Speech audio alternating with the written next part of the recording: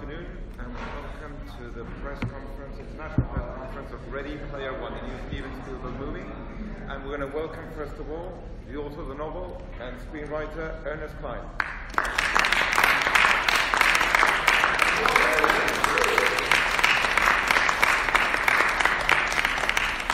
Actors Tye Sheridan.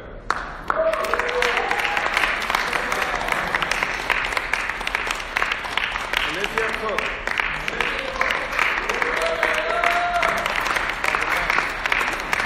Miller.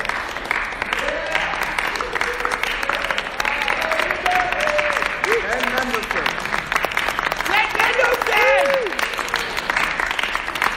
And the screenwriter Penn. Penn!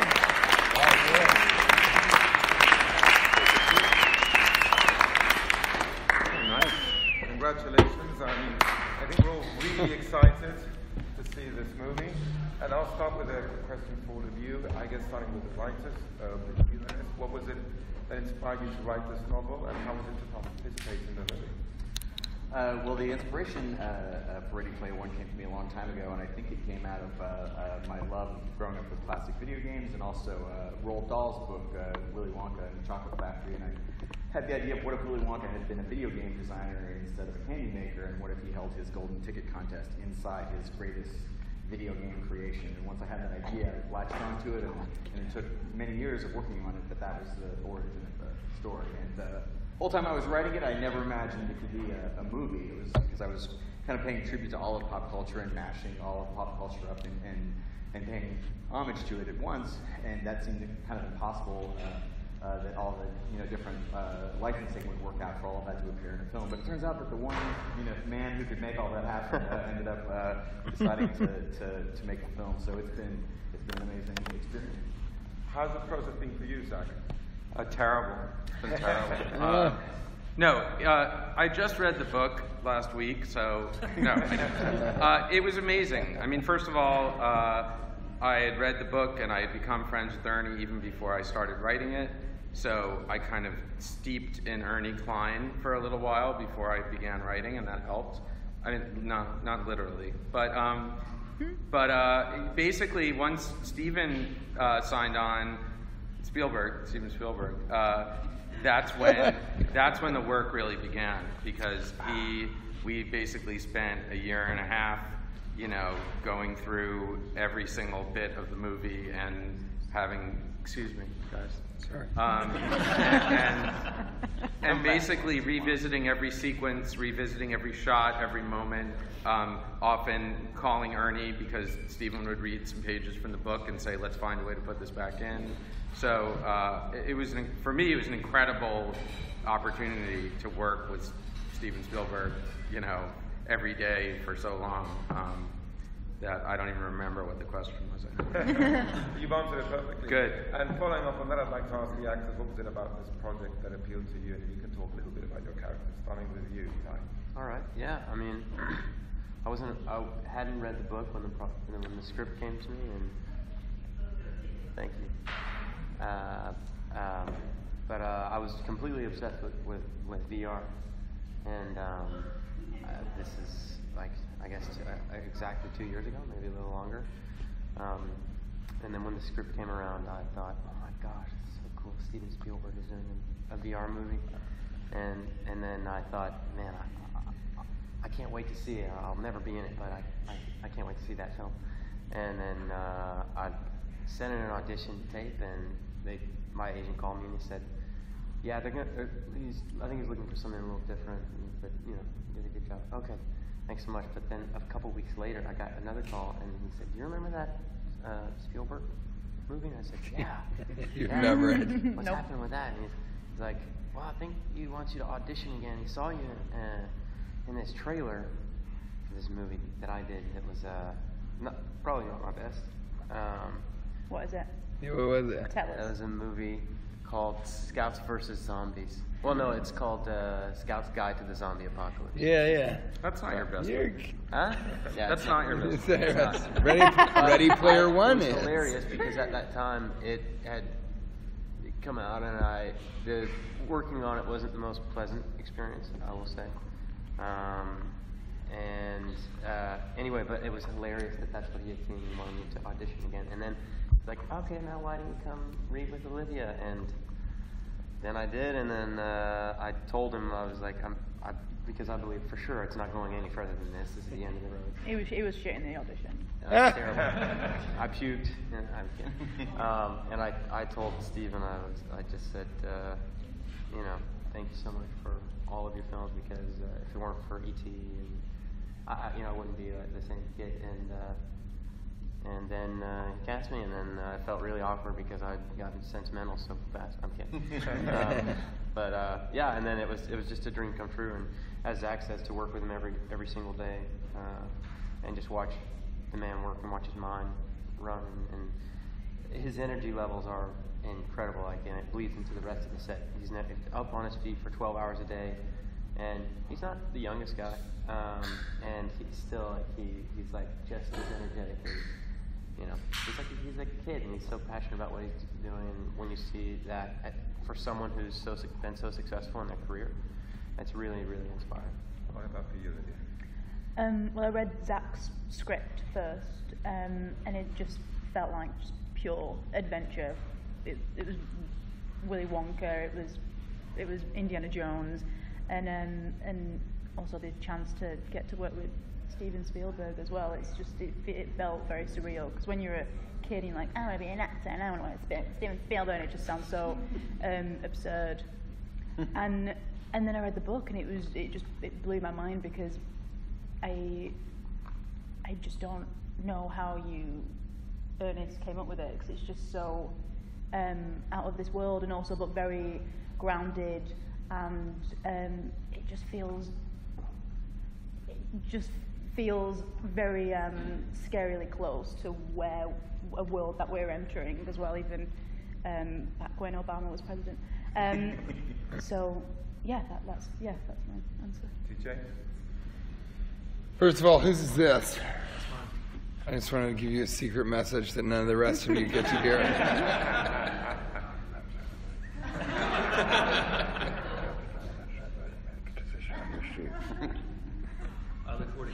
Yep, you're sure going to like it. It's a bunch of spoilers about not only my movie, but all of them. He had put me in this film called Office Christmas Party. And when the dailies started coming in, he started saying, asking about my availability for doing this movie. And I kind of it didn't connect. I wasn't like, oh, okay, this may eventually lead to me being in a Steven Spielberg directed film. And then just one day they said, well, you're going to have to go out there. He said that you have to go out there and be in this movie. Like, he doesn't ask if you want to be in a movie. If he decides you're going to be in a movie, you're in that movie.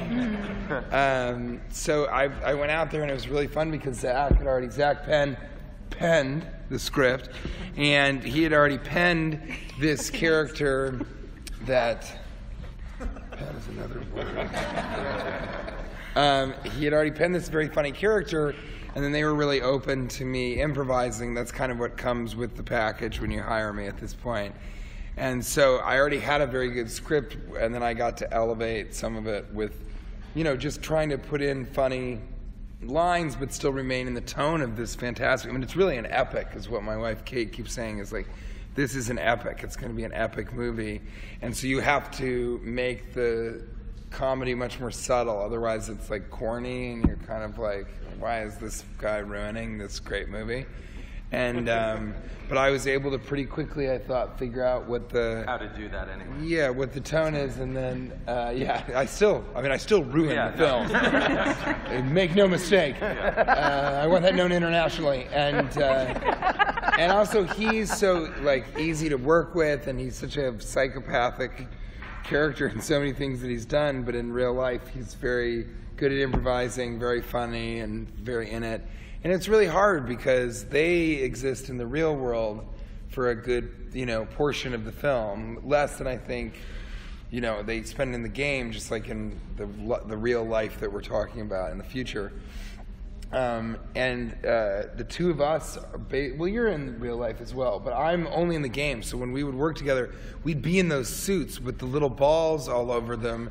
And then we had on helmets with cameras that came down here, okay, to my face. I know this is old hat for you guys, but I want you to understand that I'm asking you seriously to imagine over 100 black dots all over our face. And then Steven Spielberg, and we're supposed to like do a serious but kind of funny scene together.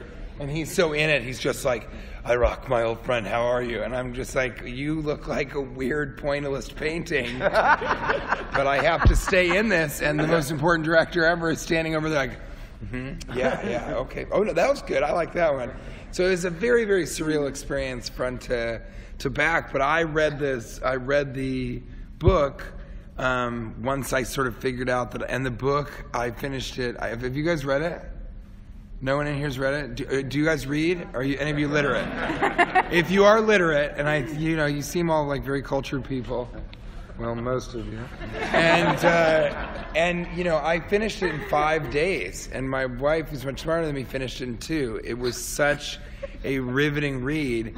And so as you read it, you also think if anyone was going to make this a movie, just like you said, Ernie, like, it would have to be Steven Spielberg. So it just fits. It makes sense. So I encourage you to do your research, be professional about your jobs, and read Ready Player One.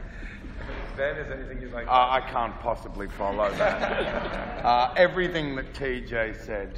I got called up to see the boss. I got very excited and nervous. I found it hard to look at him in the eye.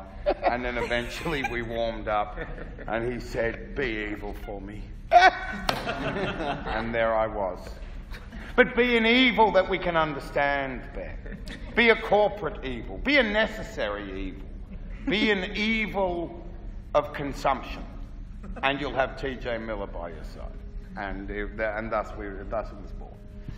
Great. We have a question from Joe, just from China. Hello. Ni hao ma? Whoa, that's quite good. That's good. I have a question for everyone and for the Everyone. Sorry. In the world?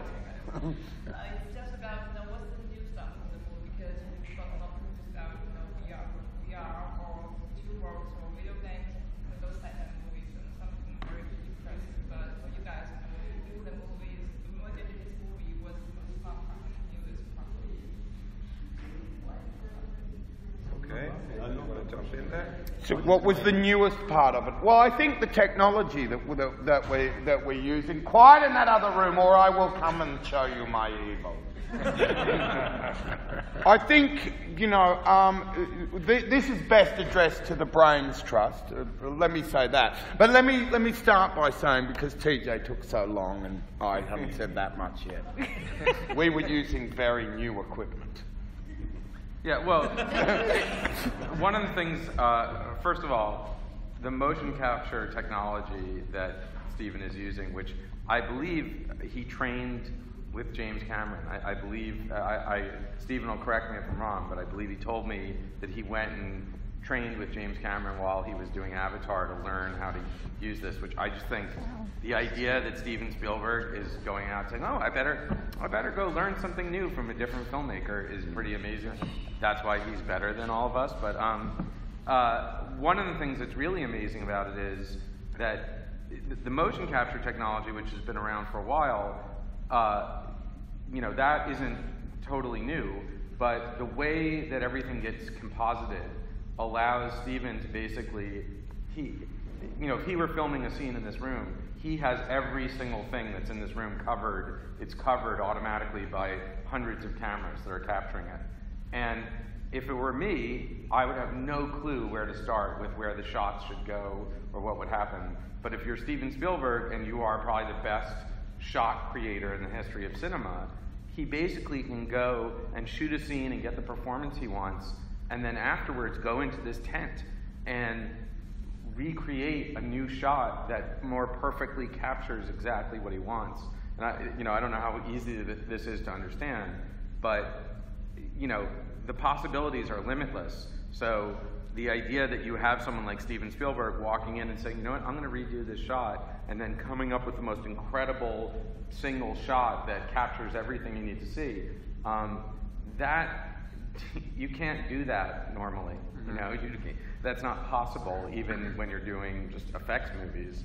And to watch the guy who is the master of that, you know, recreate his own shots 5 minutes after shooting them, but make them more perfect was pretty incredible. And I will say also, he's an incredibly performance-oriented director, you know, which a lot of people don't realize. I mean, he is an actor's director. He is out there. He's not even looking. He's looking at the actors' faces while they're performing, not at the camera, not at the feeds. So he goes out there, he gets on motion capture stage and gets the best performance he can from all these guys and gets what he wants, and then goes back and fixes the technical part later, you know. So I don't know if that makes sense to all of you, but it's a pretty remarkable change, and I pity the director who, you know, who is given that technology who doesn't know what they're doing, because they'll get through one shot. But Steven would just, in between setups, would go back and do another shot in the VCam 10. So yeah. I hope that's not too geeky. What was really nice about, just to touch on that, is that I think motion capture, everything that was takes place within the Oasis, inside the game, was shot motion capture. So we spent about 7-8 weeks in the volumetric capture stage. And what's really nice, especially for us as actors, is when Steven gets a performance that he likes, and he can then take that, because everything, it alleviates some of the obstacles you have to go through in traditional filmmaking. You don't have to get the wide and then get a close-up to match, you know, because you have the performance captured, and then with the VCam you can go into a volumetric where it was volumetrically captured and basically choose your shots. So that's when he talks about the VCam, he would spend time in that tent, and he could go within that environment, the 360 environment, and pick his shots, which was, I mean, I thought that was quite amazing for us. You know, there was not. Yeah, it was more like theater. You don't have to nail it like 8 times. You know, it's. He doesn't do a lot of takes. Yeah, no, it's like. By the way, this movie shot, I think I'm allowed to say this, that this movie shot, I think, 67 days, and I can tell you, I mean, I've worked on a lot of, you know, Marvel movies. You know, a lot of movies are 100+ days. Needless to say, movies that we're shooting next to us. It's astonishing that when you see this movie, the thought that anyone could do this in 67 days, I mean, I don't know how many days it took James Cameron. I think it took him 7 years or something to do this. No, but I mean, the guy is an incredibly efficient filmmaker. I don't know, this is a lot of really surprising stuff. Steven Spielberg is a great filmmaker. This is the news flash for you guys. We have a question at the back. Scott? Question for Ernest. Just interested in how you found the process of adapting your book into a screenplay, as in what to leave out, what would work, what you could actually do. Well, it was interesting because I did most of my work on the screenplay. I wrote just the first few drafts, and that was before the book was even published. I sold the book rights and the film rights in 2010, and then did most of my work on the screenplay. So I was adapting the book before it kind of came out and became a bestseller. It was a phenomenon. So it was, and it was very difficult because the whole time I was writing the book, I assumed it could never be a movie, and that was really freeing to me when I was writing the novel. But then when I started working on the screenplay, I realized, oh, now it's my job to turn this unfilmable book that I've written into a movie, and that's why I was so blessed to have Zach and Steven come on board, because they much more experienced filmmakers than I am, but also both very passionate about movies, and both of them are, I hope it's okay to say, geeks in their own right, and passionate about movies and get excited about film and pop culture. Even though Steven's such a big part of it, he's also very much a movie fan. So it was like getting to work with like-minded people to reimagine the movie and make it cinematic. And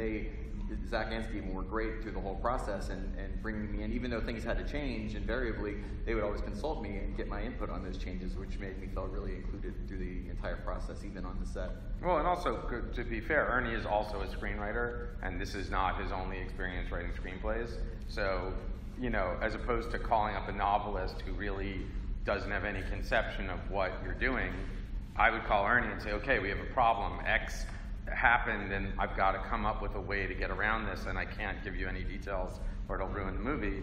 And then, I could call the author of the book, who is like the expert on it, and sit and talk as two screenwriters together and kind of hash it out. And when Ernie was on set, we basically, it was basically the two of us sitting in a room a lot of the time, trying to rewrite something to make it work. And it's also, I do want to point out that Ernie knows more about pop culture than anyone I have ever met. And I know a lot, but I pale before him. And anytime, what happened in the 3rd episode of Knight Rider when blah, blah, blah, Ernie knows.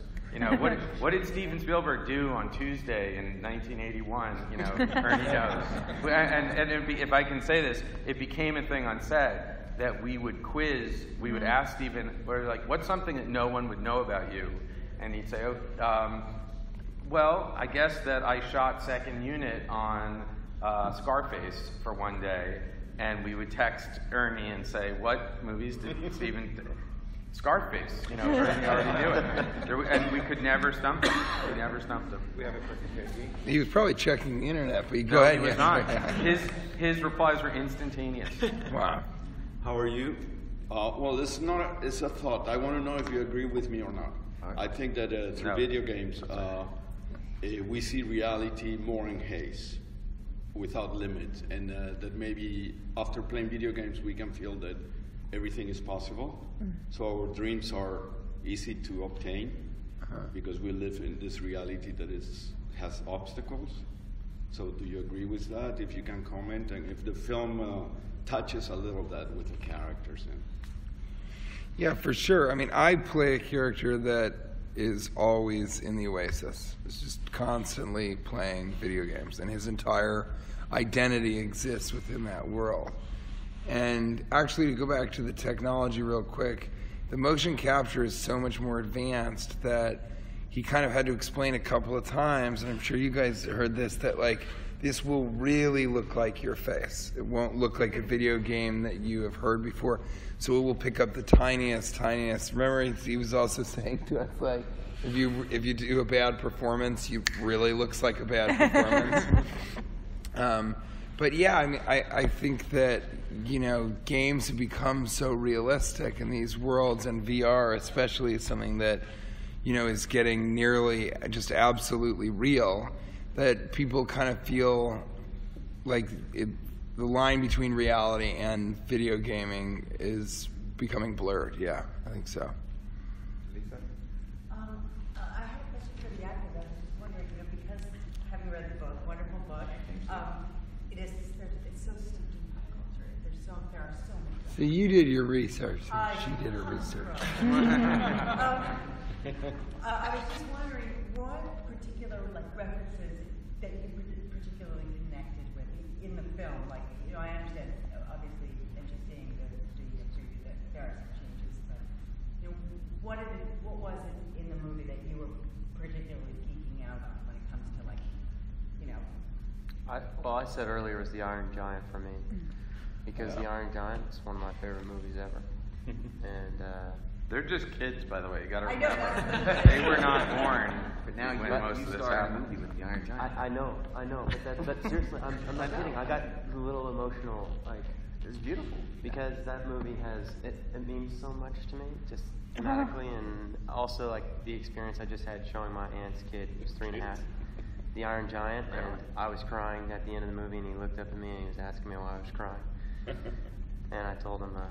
I don't know, because Iron Giant sacrificed himself for everyone. Watch the teaser, and you see Iron Giant step right up next to the avatar that I play in the movie, and I'm like, that's so cool.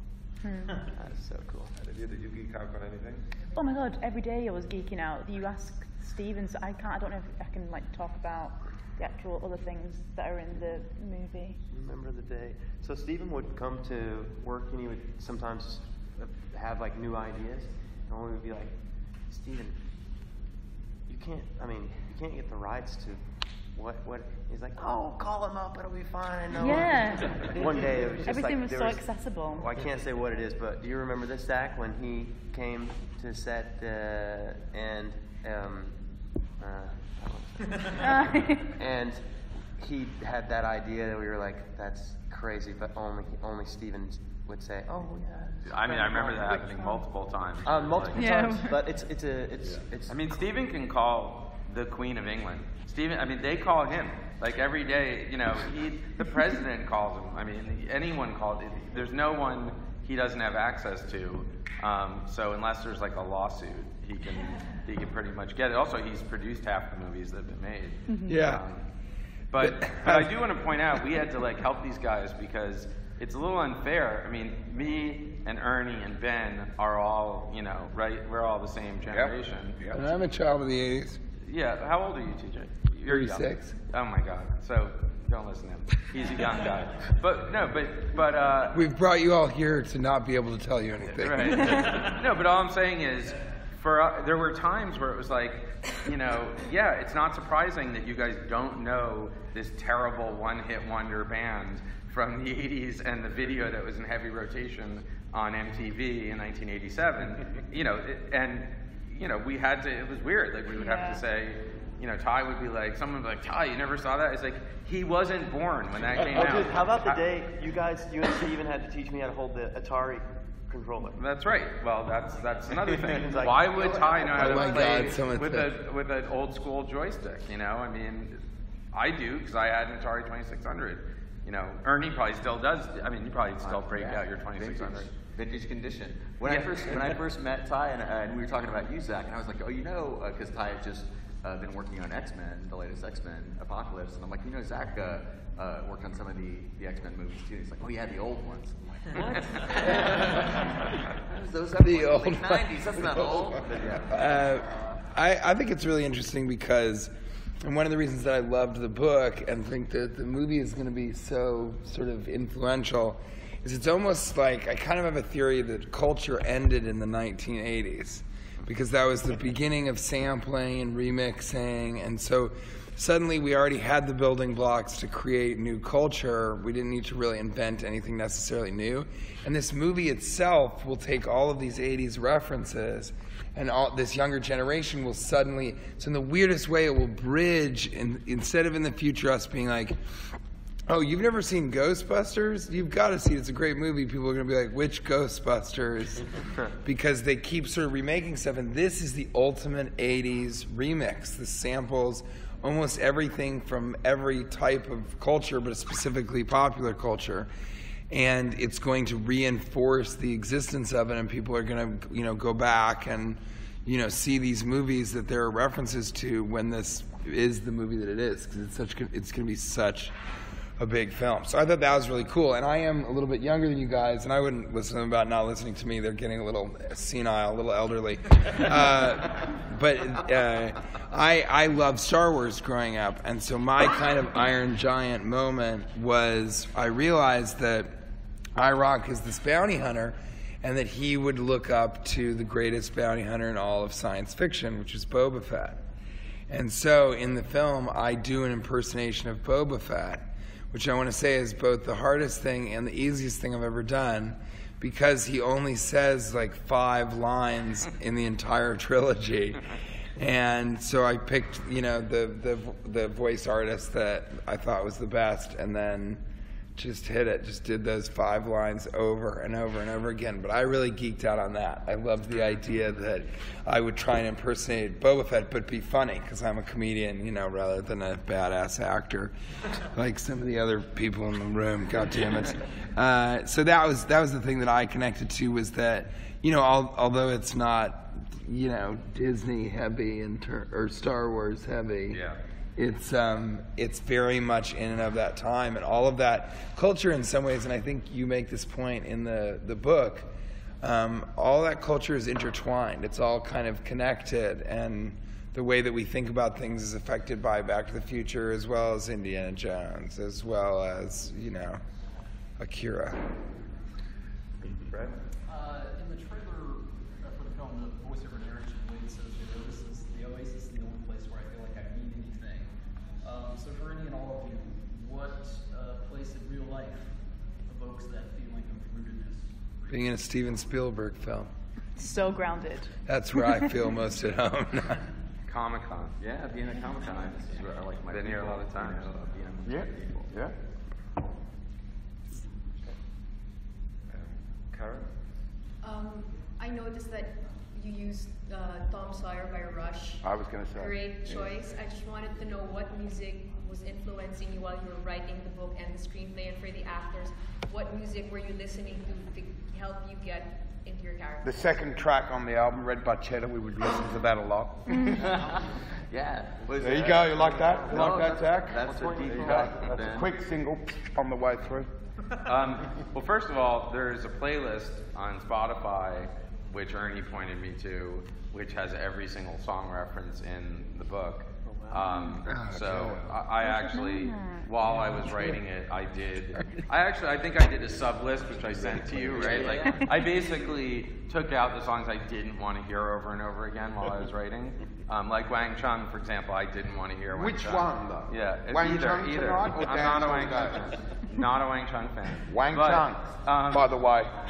But the point is, everybody Wang Chung tonight. No, Dance All Days. Wang Chung tonight, not so good. Dance All Days, great. Sorry. That's okay. But the book comes with the soundtrack. I mean, Ernie wrote the soundtrack to the book. It's in there. So, and I do like to write to music. So, and by the way, we debated. I mean, this is something that's. I don't think it's a spoiler. We debated like which version of New Order of Blue Monday should it be the dance remix? Should it be the '82 original release? Was it the '89? So there was a lot of discussion of music during the writing process that had absolutely nothing to do with what. I mean, we have nothing to do with the trailer. That's a choice that's made by Warner Brothers. So with Steven's approval, obviously. So, but. Some of it, there's definitely, music is such an important part of it, and I don't want to give people the wrong impression. I mean, it's not like this movie is a list of trivia items. I mean, basically the trivia in the book is used as background in the same way that, in Star Wars you might carry a lightsaber, you don't need to know everything about a lightsaber to understand how that works.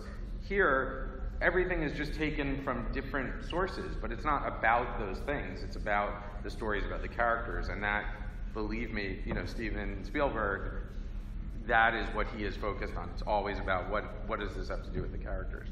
So while the music is important, and there's a lot of discussion of it, it's it really comes down to story and what's going on. Did you listen to music while you were writing the novel? I did.